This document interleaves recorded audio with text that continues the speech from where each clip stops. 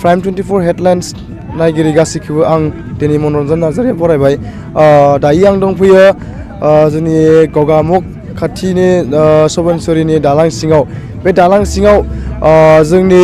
आसाम बहुमुखी हामबाय कमिटिनि मोनसे लावखार ओंखाम जाग्लांनाय हाबाफारि মই ইয়াৰ পৰা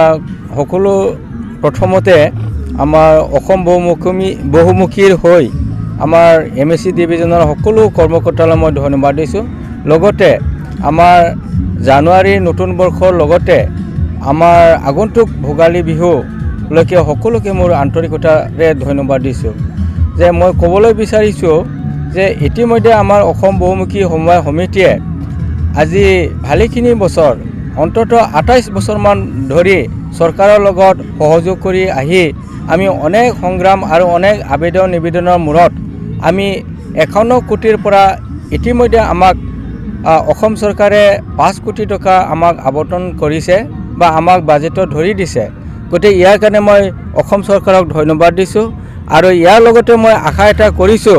আমাৰ সকলো নিবনুৱা যিকেইটা আছিলে অন্তত তেওঁলোকে ভৱিষ্যতৰ কাৰণে এটা আশাৰ ৰেঙনি আমি দেখিবলৈ পাইছোঁ গতিকে আগলৈ আমাৰ এই অসম বহুমুখী সমবায় সমিতিখন ভৱিষ্যতে ভাল আৰু সুখবৰ আৰু আশাৰ বতৰা আমি দেখিবলৈ পাইছোঁ গতিকে মই সকলোকে আমাৰ অন্তত MSC ডিভিজনৰ পৰা আমাৰ সকলোকে অভিনন্দন আৰু মোৰ আন্তৰিকতাৰে মই সেইখিনি আগবঢ়াইছোঁ আপোনালোকৰ কমিটিৰ কেইজনমান সদস্য থাকিব পাৰে আমাৰ ইয়াত বিশেষভাৱে সদস্য বুলি তেনেকৈ নাথাকে এটা ব্ৰাঞ্চখনত আমি অন্তত আমাৰ 4-5 জনৰ পৰা আদি কৰি কিছুমানৰ 20-25 জনলৈকে থাকিব পাৰে সদ্যহতে আমাৰ গোটেই অসমত তেনেকৈ কৰ্মচাৰী হিচাপত 5,500 মানটো আছে এইটো আমাৰ ব্ৰাঞ্চৰ ডেভেলপমেণ্টৰ কাৰণে আমাক কিছুমান স্কিম দিছে ধৰা হওক গটাৰী ফিগাৰী ফিচাৰী অন্যান্য কিছুমান স্কিম কৰি সেইখিনি টকাটো ইউটিলাইজ কৰিবলৈ দিছে অন্তত 31 মাহৰ আগে আগে সেইখিনি আমি ইউটিলাইজ কৰি চৰকাৰক UC জমা দিব লাগিব আৰু সেই UC দিয়াৰ পাছত আকৌ আমাক আগন্তুক যিটো নেকি বাজেট হ'ব সেই বাজেটৰ পুনৰ আমাক পইচা দিয়াৰ কাৰণে চৰকাৰে যোজা কৰিছে সেইখিনিও ইতিমধ্যে আমাৰ কামটো চলিছে যেনেকৈ অফিচিয়েলি আমাৰ কিছুমান কাম আছে সেইখিনি কামটো ইতিমধ্যে আমাৰ কৰা হৈছে আমাৰ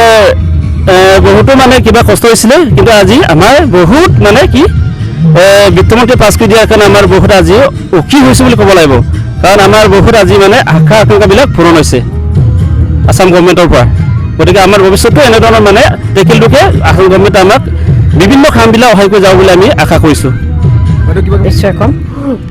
মই বিশেষকৈ ক'ব বিচাৰিছোঁ অসম চৰকাৰৰ মুখ্যমন্ত্ৰী তথা বিত্তমন্ত্ৰীক অশেষ ধন্যবাদ জনাইছোঁ তেওঁলোকক সুস্বাস্থ্যগৰাকী ভৱিষ্যতে যেন এনেধৰণে আমাক আগবঢ়াই নিব পাৰে সেই তেখেতলোকলৈ মোৰ ফালৰ পৰা অশেষ ধন্যবাদ আছে লগতে আমাৰ অসম বহুমুখী সমবায় সমিতিৰ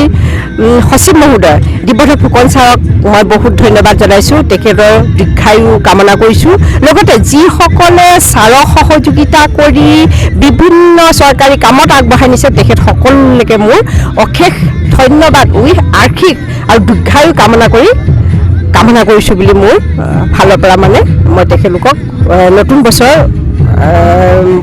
শুভেচ্ছা জনাইছোঁ লগতে তেওঁলোকৰ দীৰ্ঘায়ু কামনা কৰিছোঁ জ্ঞাপন কৰিছোঁ সৰ্বানন্দ সোণোৱাল আৰু আমাৰ হিমন্ত বিশ্ব শৰ্মা ছাৰক প্ৰথমতে ধন্যবাদ জ্ঞাপন কৰিছোঁ কাৰণ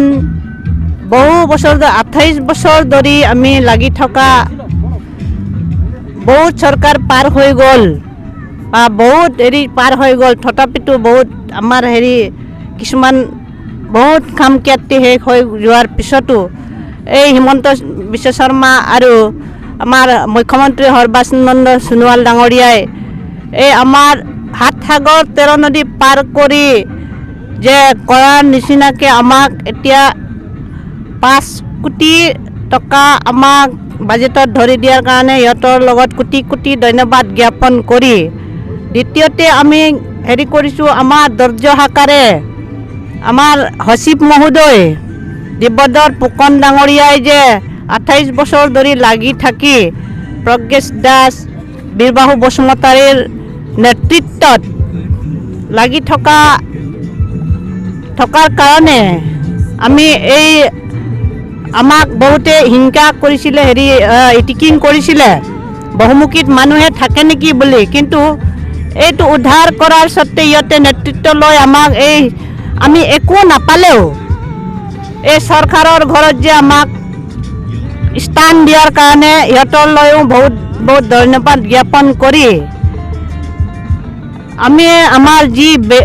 বাকী থকাসমূহে হওক সিহঁতে লাগি ধৰি অলপ সোনকালে যদি আমাৰ চৰকাৰৰ টকাখিনি আদায় কৰি দিলে ভৱিষ্যতলৈ আমাৰ উন্নত কামনা কৰিব বুলি আমি কৈ মেলি